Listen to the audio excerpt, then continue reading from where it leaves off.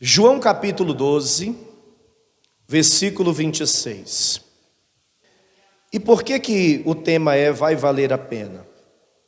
Porque nós somos todos os dias bombardeados pelo inferno, pela mídia, pelo mundo, de que não vale a pena servir a Deus. De que não está valendo a pena todo sacrifício, todo esforço, toda entrega, todas as renúncias. E nós vamos ver através dessa palavra que vale a pena. Tanto nessa vida, porque há recompensas nessa vida, como também a principal recompensa de todas, a vida eterna. João 12, 26, o texto diz assim: se alguém me serve, siga-me, e onde eu estiver, ali estará também o meu servo. E se alguém me servir, meu Pai o honrará. Quantos aqui têm servido a Deus de todo o coração? Então o Pai vai te honrar. Pastor, mas parece que essa honra não chega nunca. Eu já renunciei tanto, eu já sacrifiquei tanto, eu já, abri mão de tanta coisa por amor ao Evangelho, para servir a Deus. Inclusive eu tive que abrir mão de amigos, cortar amizades com pessoas que eu mantive amizades durante anos, inclusive até com a minha própria família. Eu precisei sacrificar a companhia de pessoas da minha família, porque afinal de contas, elas não estão na mesma visão que eu. Vai valer a pena tudo isso que eu tenho feito? Vai valer a pena. Ainda nessa vida, mas principalmente na era vindoura, na vida eterna. Diga comigo, vai valer a pena. Você crê que vai valer mesmo?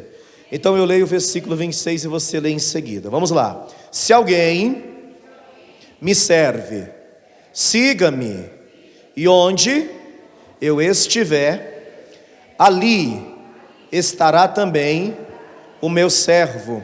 E se alguém me servir, meu Pai o honrará.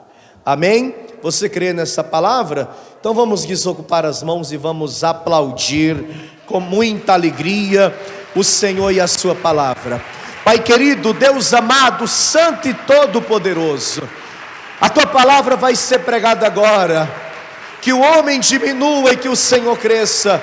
Remove todos os bloqueios, não deixa nada atrapalhar. Envia essa palavra com poder e autoridade, e que ela vá, Senhor, e produza o resultado para o qual é mandada. Em nome de Jesus, diga amém, Jesus. Sentem-se, por favor. Um dia Deus chamou o profeta Isaías e entregou a ele um recado. E esse recado não era para Isaías. Esse recado era para Isaías dar para um homem chamado Ezequias. E olha, se nós ouvíssemos esse recado, certamente ficaríamos assustadíssimos. Certamente ficaríamos mal. Porque o recado da parte de Deus para Ezequias, por meio de Isaías, foi: prepara a tua família, prepara a tua casa, porque você vai morrer. Imagina? Já parou para pensar? Deus usando um profeta, porque Isaías era um profeta, um homem de Deus. Deus falava muito através de Isaías. E o homem de Deus chegando para você e dizendo: olha, assim diz o Senhor, organiza a tua casa, prepara a tua família, porque você não vai escapar deste mal, dessa doença que te acometeu, você vai morrer. O que nós iríamos pensar nesse momento? Principalmente nós cristãos que valorizamos muito a vida. Nós temos a vida como algo maravilhoso, viver é Cristo, como diz a palavra. E ninguém quer morrer. E ninguém quer sair desta vida, ainda que nós queremos a salvação, sem ver as promessas de Deus se cumprindo, sem poder ver os planos, os projetos de Deus se realizando em nossas vidas. Certamente Ezequias pensava como eu e você pensamos. Só que Ezequias era um homem de Deus. Ezequias era um homem fiel a Deus, temente a Deus. Um coração sincero, um coração reto, um homem que andava verdadeiramente na presença do Senhor. Então, quando ele ouve de Isaías aquilo que Deus havia falado, ele simplesmente vira para a parede e ele começa a fazer uma oração, e fica muito claro na oração que Ezequias faz, como que se ele dissesse para Deus o seguinte: Senhor, valeu ou não valeu a pena toda a minha fidelidade, todo o meu temor, toda a minha integridade, toda a minha retidão? Todos os anos que eu te servi, valeu ou não valeu a pena? É como se ele estivesse chamando Deus para um desafio, onde ele queria ter a prova se tinha valido a pena tudo aquilo que ele havia feito para com Deus. Vamos ao livro de Isaías. Esse texto também se encontra lá em Reis, mas vamos ler o relato de Isaías. É o capítulo 38. Isaías 38, versículo 1. Quem achou, diga amém. Isaías 38, tá? Naqueles dias, Ezequias adoeceu de uma enfermidade mortal. E veio a ele Isaías, filho de Amós, o profeta, e lhe disse: assim diz o Senhor, põe em ordem a tua casa, porque morrerás e não viverás. Então virou Ezequias o rosto para a parede e orou ao Senhor, e disse: ah, Senhor, lembra-te, peço-te, de que andei diante de ti em verdade e com o coração perfeito, e fiz o que era reto aos teus olhos. E chorou Ezequias muitíssimo. Incrível como ousadamente Ezequias fala com Deus. Eu não vejo revolta, e muito menos cobrança, mas eu vejo um homem íntegro, um homem fiel, um homem temente, um homem obediente e sabiamente perguntando para Deus: valeu ou não valeu a pena tudo isso aqui? Amém? E aí, quando Deus ouve aquilo, Isaías havia dado o recado e simplesmente já estava indo embora. Isaías já estava se retirando do palácio. E foi uma oração tão forte, essas palavras de Ezequias mexeu com Deus de uma forma tão grande, que Deus não esperou Isaías nem sair do palácio. Deus mandou Isaías voltar na mesma hora. Volta lá e diz o seguinte a meu servo. Olha o que diz o versículo de número 4. Então veio a palavra do Senhor a Isaías dizendo: vai e diz a Ezequias: assim diz o Senhor, o Deus de Davi teu pai, ouvi a tua oração e vi as tuas lágrimas, e eis que acrescentarei aos teus dias 15 anos. Diga glória a Deus. Vale a pena você ter temor de Deus, vale a pena você ser fiel, vale a pena você sacrificar o mundo, vale a pena você renunciar ao pecado, vai valer a pena mais ainda todas as renúncias que você fez até aqui. Você que teve que largar certas amizades, você que muitas vezes precisou deixar até de conviver com amigos e familiares, você que está sacrificando muito por amor ao Evangelho.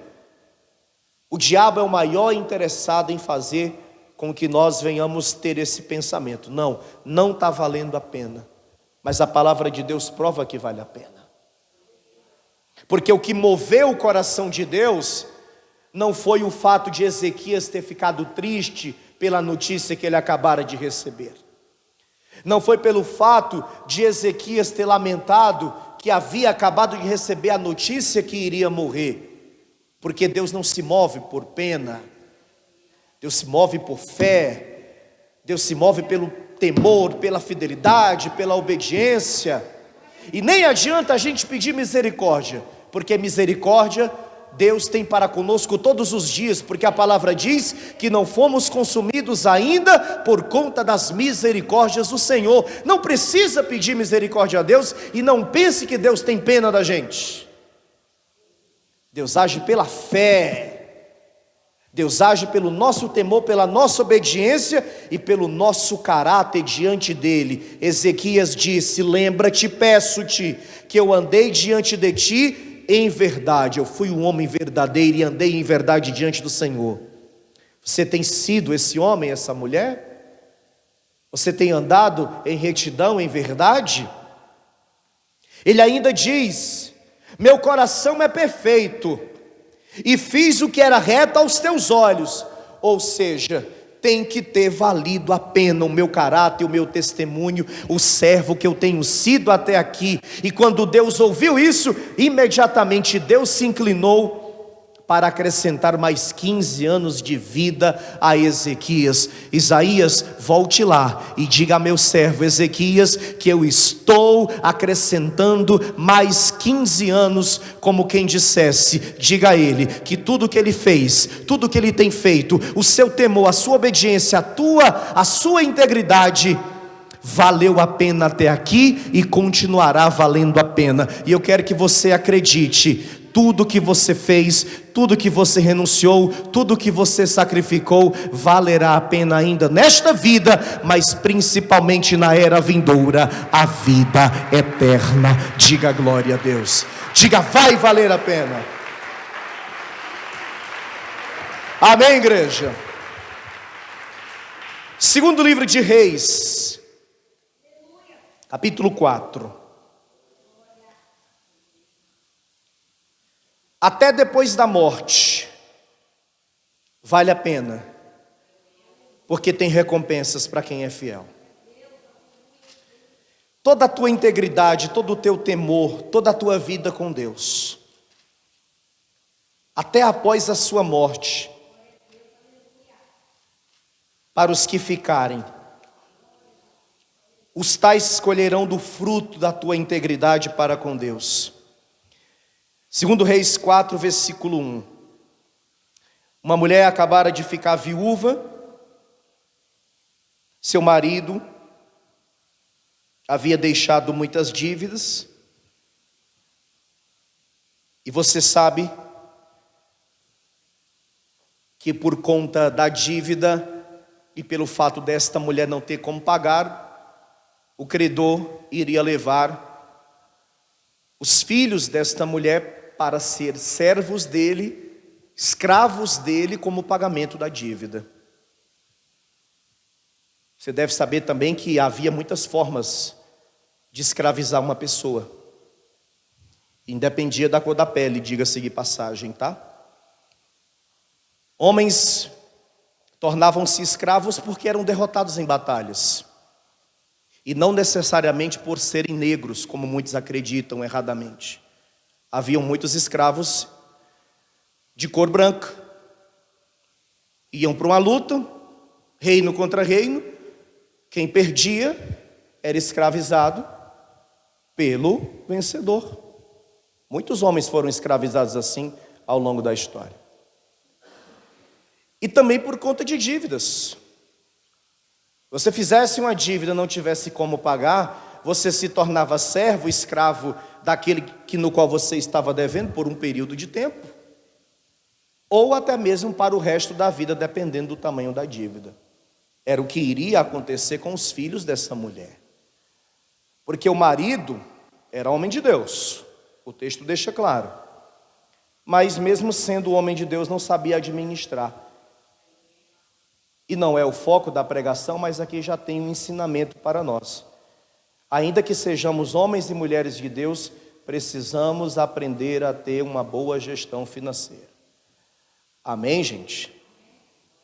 Oração, jejum, não te faz um bom administrador. Pode ter certeza disso. Não é só orar, não é só jejuar, é saber gerir. Infelizmente esse homem não sabia e deixou um problema muito grave. Mas a mulher dele sabia que o marido era homem de Deus e por conta disso, ela vai até o profeta Eliseu e diz assim, 2 Reis 4, versículo 1. E uma mulher das mulheres dos filhos dos profetas clamou a Eliseu dizendo: meu marido, teu servo, temia a quem, igreja? Ao Senhor. E veio o credor a levar-me os meus 2 filhos para serem servos. Ela poderia simplesmente ter contado a situação e ter dito: olha, meu marido morreu, deixou dívidas e agora o credor bateu na minha porta e disse que se eu não pagasse iria levar meus filhos. Não está escrito, mas eu acredito que ele deve ter dado um prazo para ela. Ou a senhora providencia o valor que seu marido deixou de dívidas, ou vou ter que levar os seus 2 filhos como pagamento. E ela imediatamente vai até o homem de Deus e diz: meu marido, teu servo morreu, e tu sabes que o teu servo temia a quem? Temia ao Senhor. Diga comigo, temia ao Senhor. Quantos aqui têm temor de Deus? Sabe por que você não voltou a fazer um monte de coisa errada? Porque você tem temor de Deus. Se você não tivesse temor de Deus, você tinha voltado para aquela vida de antes. O que nos mantém íntegros, o que nos mantém no caminho da retidão, na fidelidade, é o temor que a gente tem de Deus. Se você vê uma pessoa na igreja fazendo coisa errada, é porque ela não tem temor. Pode ter certeza. Pode ser pastor, obreiro, pode ser membro recente, membro antigo. Está na igreja, está servindo a Deus, está fazendo coisa errada, é porque se um dia teve, hoje não tem mais temor. Porque quem tem temor de Deus, passa a passo de largo do pecado e da roda dos escarnecedores. Mas às vezes o diabo vem plantar essa sementinha do mal aqui dentro, porque o temor faz a gente renunciar, o temor faz a gente sacrificar, o temor faz a gente negar muitos bons convites para a carne, é verdade, mas muitos bons convites. O temor faz com que a gente venha fazer inúmeros sacrifícios, inúmeras renúncias, tudo por amor a Deus, ao Evangelho. Aí às vezes, mesmo com tanto temor, mesmo com tanto sacrifício, acontece uma situação como essa. Ou acontece um problema de saúde, ou um prejuízo que possa surgir, ou um problema que possa acontecer. É como a mulher do Jó falou para ele: mesmo depois de tudo que você passou, tu ainda assim continua fiel a Deus e sendo sincero para com Ele? Como quem dissesse: do que valeu toda a tua integridade, todo o teu temor, toda a tua retidão, toda a tua fidelidade e obediência? Olha a situação que tu estás, homem, não valeu de nada. E Jó disse: mulher, tu falas como uma louca. Receberíamos o bem de Deus com prazer e não o mal? Porque para Jó, mesmo depois de perder tudo, mesmo depois de perder os filhos e até a sua saúde, valeria a pena servir a Deus.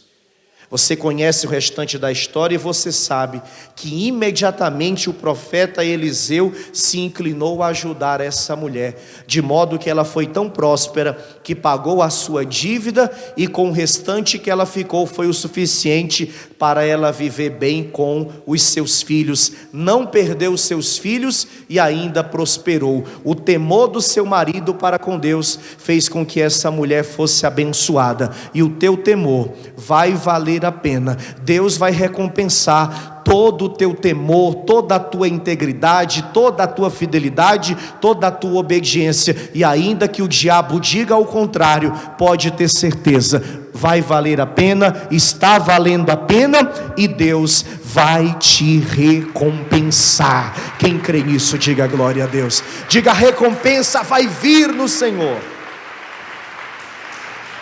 Amém, gente? Salmo 37.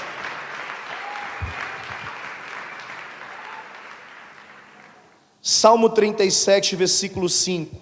Ou melhor, 25. Davi diz assim, ó: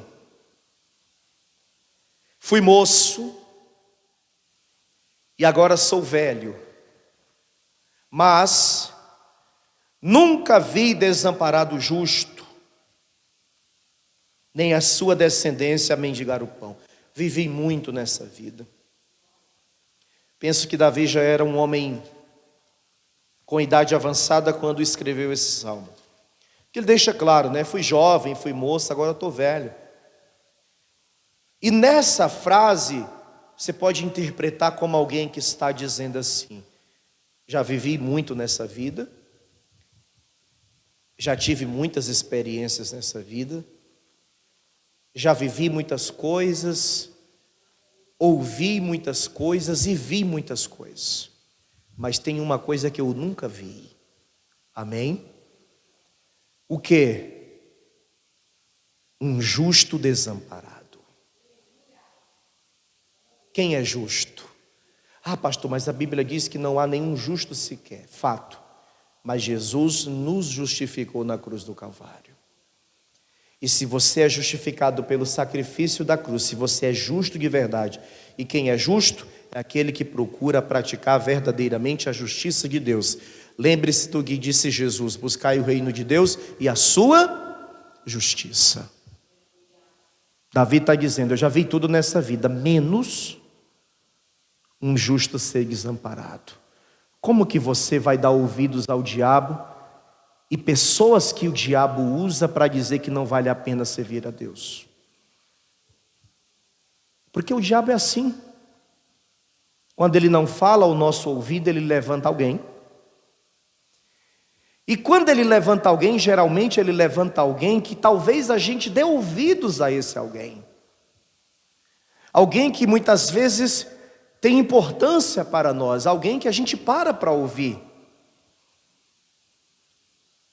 Se é cristão genuíno, verdadeiro, servo de Deus, nunca vai te dar esse conselho. E nunca vai abrir a boca para falar tal coisa. Mas às vezes até quem está servindo a Deus dá lugar ao diabo. E os ímpios principalmente. Porque na cabeça de alguns cristãos e de muitos ímpios, a nossa vida tem que ser perfeita. A gente não pode ficar doente. A gente não pode ter dívidas. Teu filho tem que ser um menino perfeito, a tua filha tem que ser uma menina perfeita. Teu casamento tem que ser o melhor de todos, a tua família tem que ser modelo. Queríamos de verdade não ter que ficar doentes? Queríamos de verdade não ter nenhum tipo de vida e ter bastante dinheiro e viver de forma abastada? Queríamos sim que os filhos fossem orgulhos, exemplos, modelos, e que o casamento fosse, se não perfeito, perto da perfeição. Mas não é assim que as coisas são. Aí o diabo vai vir e vai perguntar para você: está valendo a pena? Num feriado como esse, você não viajou? Você não foi à praia? Se bem que está frio, né? Não teria sido tão interessante. Você não foi para uma pousada? Você não fez uma viagem para descansar? Você foi à igreja? Você veio na sexta-feira e também no domingo? Está valendo a pena mesmo isso? Está valendo a pena ser esse homem que você tem sido, essa mulher? Às vezes a pessoa está com dívidas, ela é dizimista, ofertante fiel, e aí vem o diabo plantar na mente dela: você não devolve o dízimo lá todo mês? O pastor não fica falando lá toda reunião que quem é dizimista, Deus prospera, o devorador é repreendido, e você devolve o dízimo e está aí apertado. Está valendo a pena mesmo esse negócio de tirar 10% do que você ganha para levar lá na igreja? Aí, se nós não blindarmos a nossa mente, e se não guardarmos o nosso coração, isso vai entrar. Amém, minha gente? Mas a nossa vida não é perfeita e nunca vai ser. Pode ter certeza disso. Você já passou por muitas lutas. Eu poderia chegar aqui e não dizer isso, mas eu preciso dizer: te prepara, porque muitas outras ainda virão.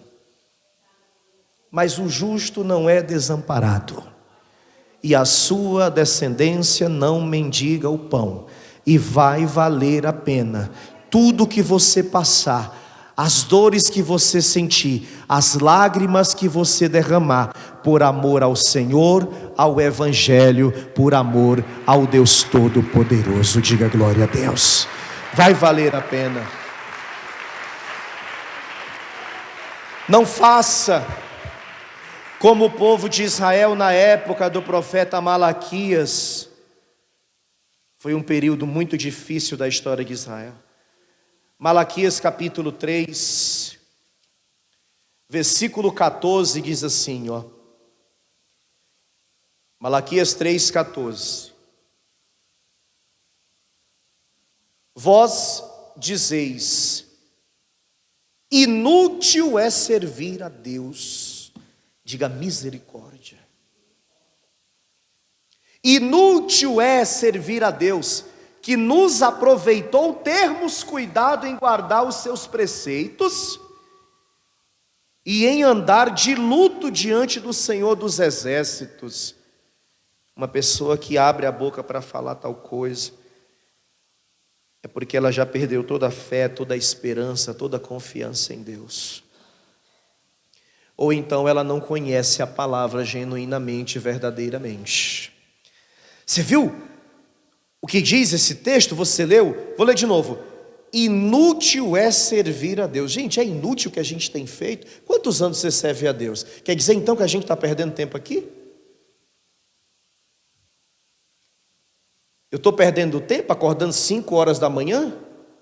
Todo domingo, chegando em casa 11 horas da noite, indo dormir quase 1 hora da manhã, para vir fazer 3 reuniões, pregar a palavra, injetar fé, ânimo no teu coração. Será que eu estou perdendo o meu tempo? E você está perdendo o seu tempo em vir aqui, domingo, quarta, sexta-feira, às vezes menos, às vezes mais. Não, nós não estamos perdendo o nosso tempo. Não é inútil servir a Deus. Tudo isso tem valido a pena. Pastor, mas eu não estou vendo hoje, mas amanhã você vai ver. Amanhã você vai contemplar do resultado. Amanhã você vai contemplar da recompensa. E nunca faça como esses aqui fizeram, que além de dizer que era inútil servir a Deus, ainda disseram: que nos aproveita termos o cuidado em guardar os seus preceitos. O que adianta obedecer? O que adianta fazer tanta renúncia, tanto sacrifício? Adianta sim, é mandamento do Senhor. Tome a sua cruz, siga-me. Não foi isso que ele disse? Mas antes ele disse o quê? Negue a si mesmo. Requer de nós as renúncias e os sacrifícios, diz o Senhor. Eu sei que às vezes a sensação é essa, mas pode ter certeza, não é uma coisa que surgiu na sua cabeça, é o diabo que está plantando isso na sua mente. Todas as vezes que você pensar tal coisa, eu te dou um conselho de coração: repreenda na hora.